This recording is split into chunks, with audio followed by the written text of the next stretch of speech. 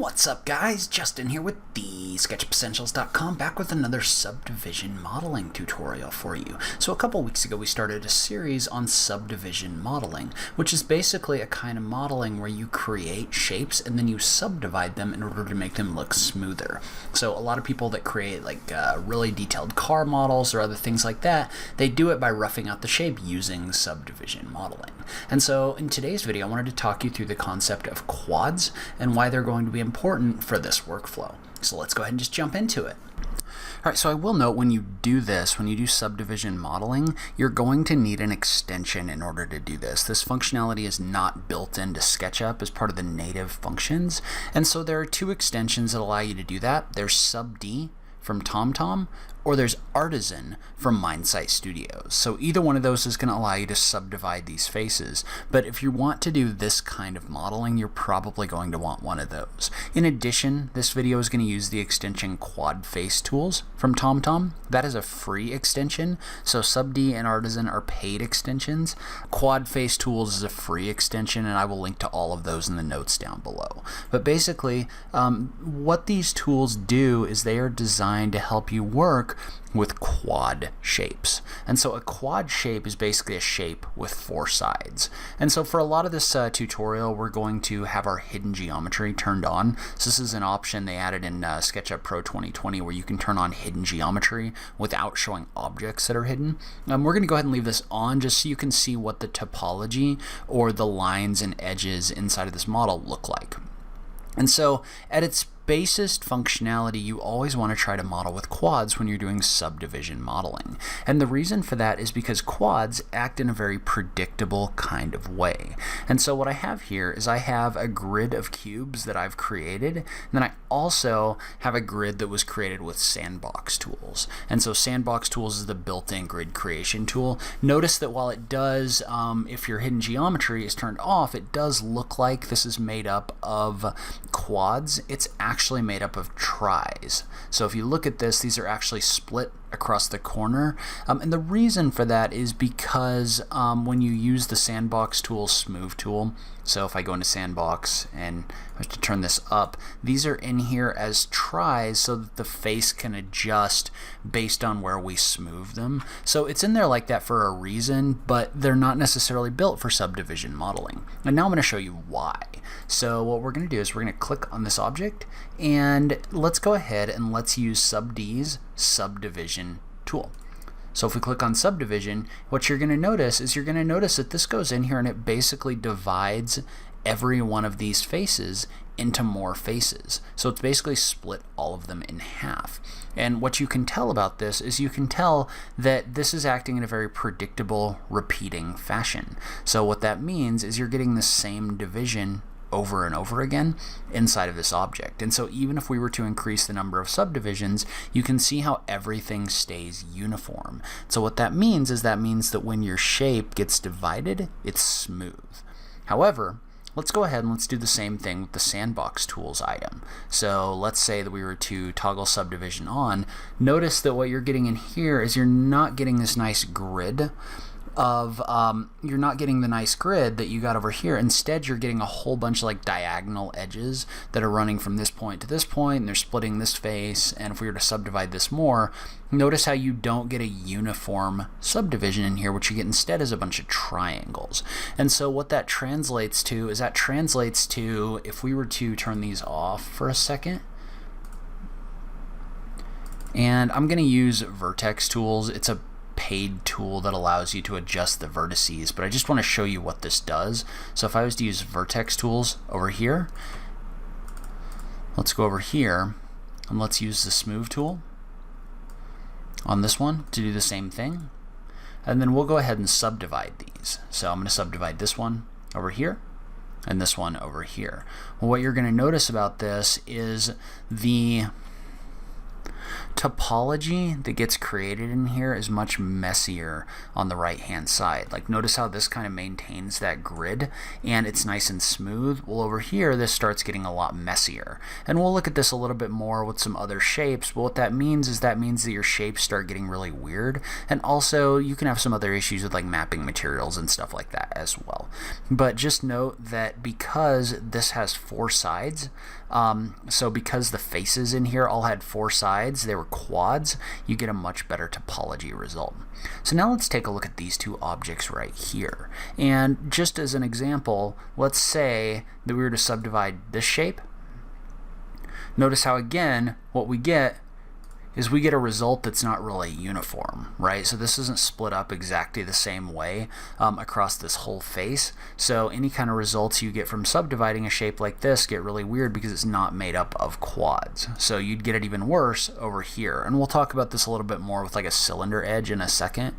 But basically what this does is this subdivides this in, but you get this very odd, like triangular pulled geometry, which creates a really messy final result.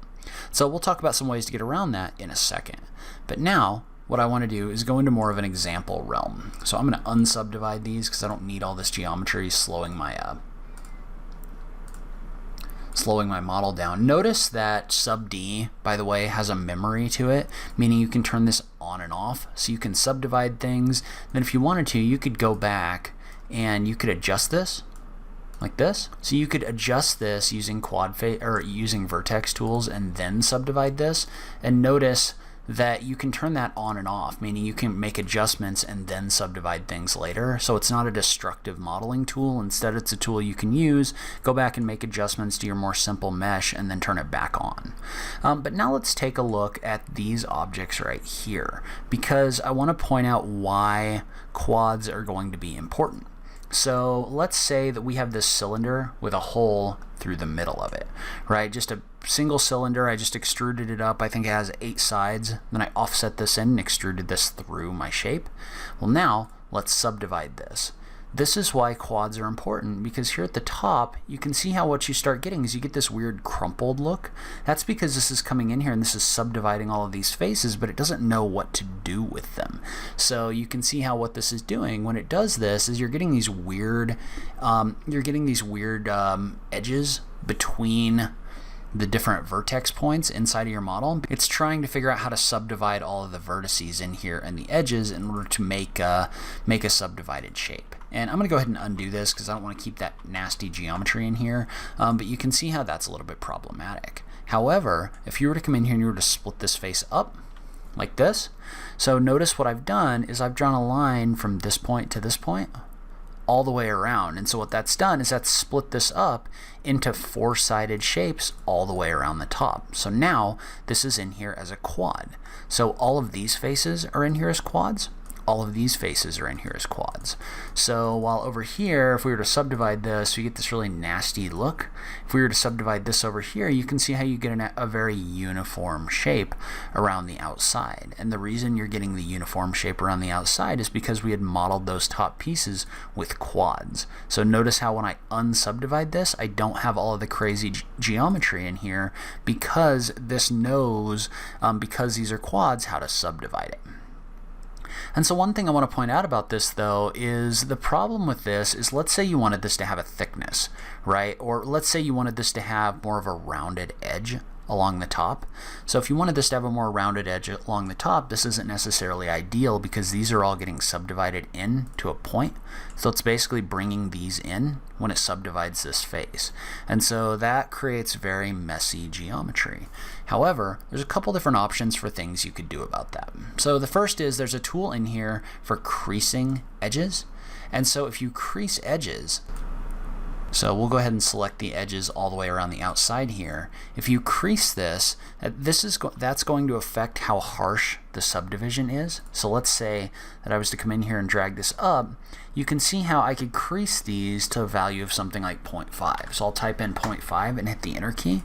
Well, now if we were to subdivide this, you can see how this wouldn't move that edge as much as it would before. So you can see how this is wider because we've creased one of the edges. So you can definitely use the crease function in order to crease edges in here, and I'm going to undo that. Probably the more predictable way to do this is to come around here and select all your edges. And I'll show you a tool to do this a little bit faster in a minute. But for right now, let's say we're to select those edges and make a copy of them down a little bit. And then we'll do the same thing on the inside.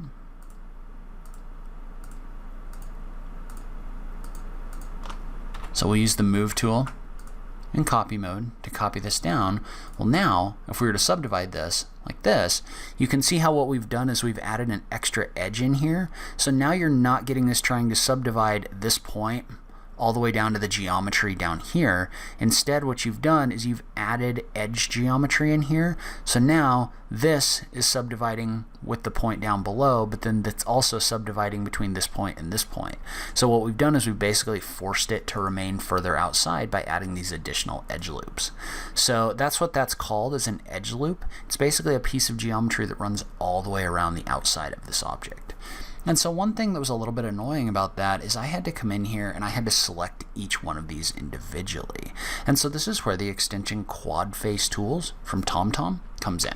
I'm going to go ahead and undo this to before we had these in here, and then we're going to right click, we're going to add, or we're going to turn on QUADFACE tools.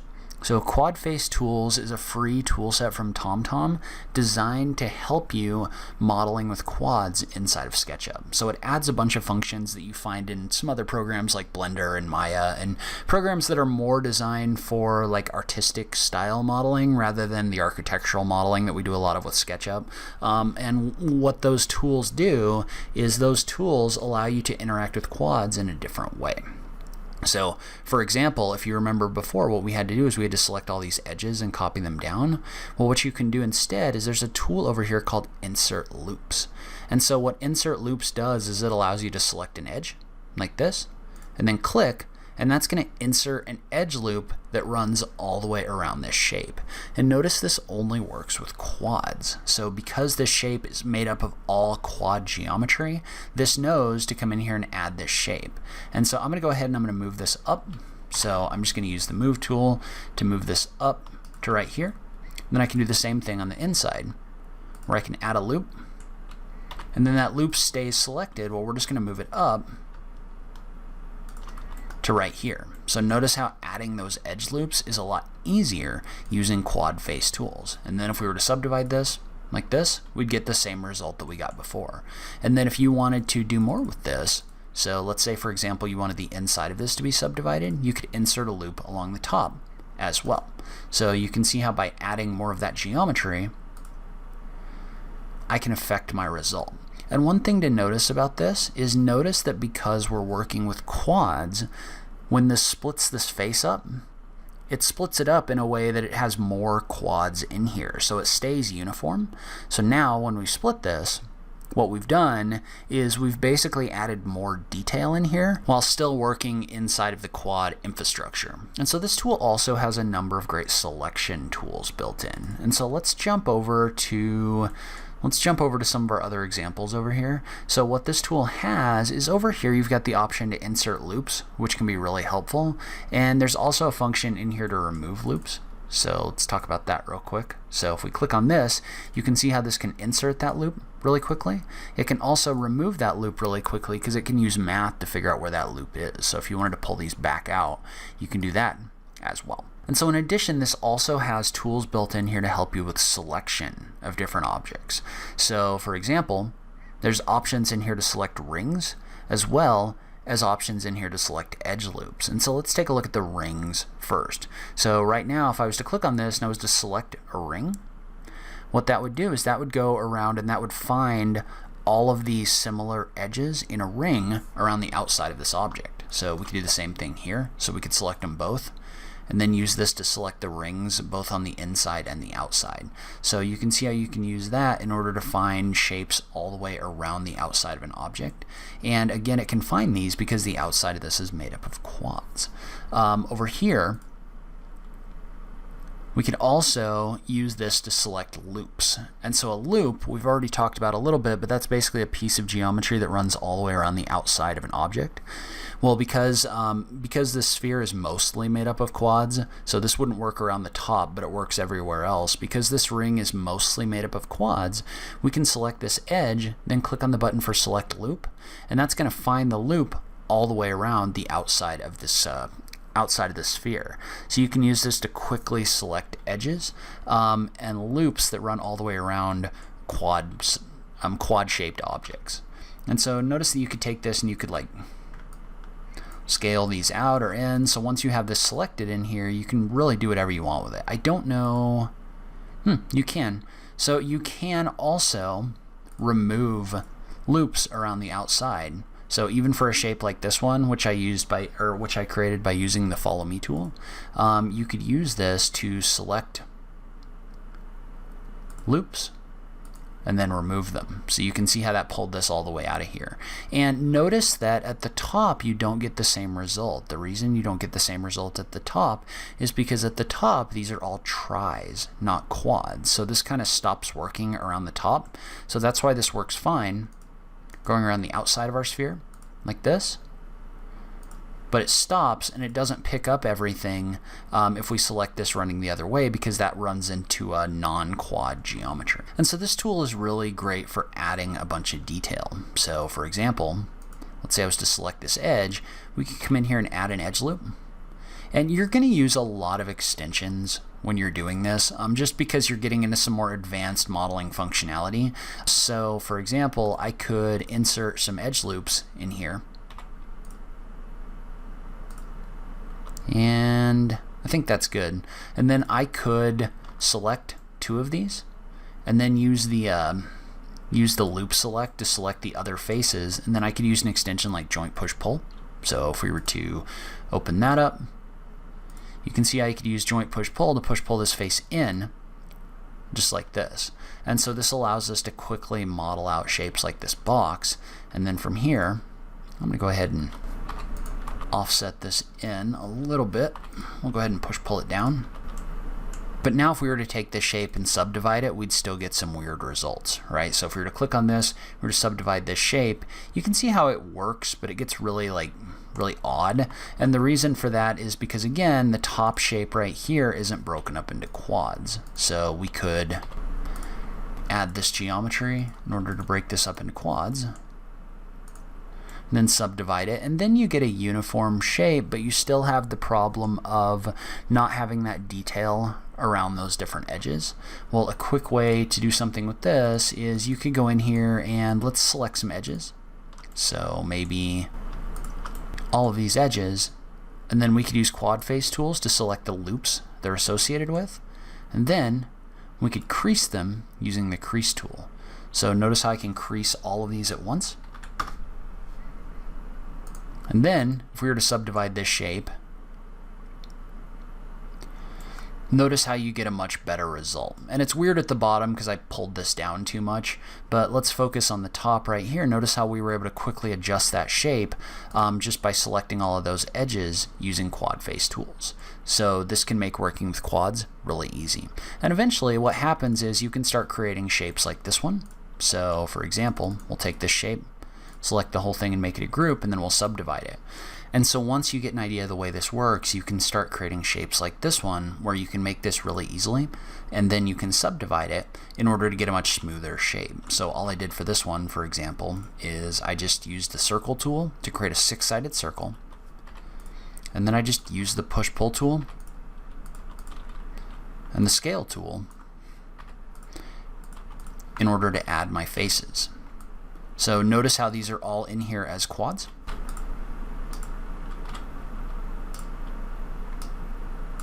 And I don't like how wide this is here, so I would just come in here and use the scale tool in order to make this a little bit smaller.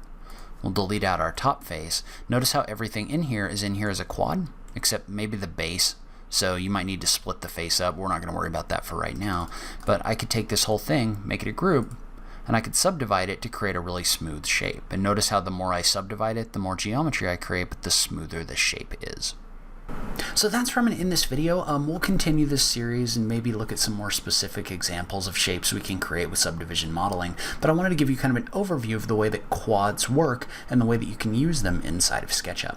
Leave a comment below, let me know what you thought, let me know if this was helpful to you, what you'd like to see in this series in the future. I just love having that conversation with you guys. If you like this video, please remember to click that like button down below. If you're new around here, remember to click that subscribe button for new SketchUp content every week. As always, thank you so much for taking the time to watch this. I really appreciate it, and I will catch you in the next video. Thanks, guys.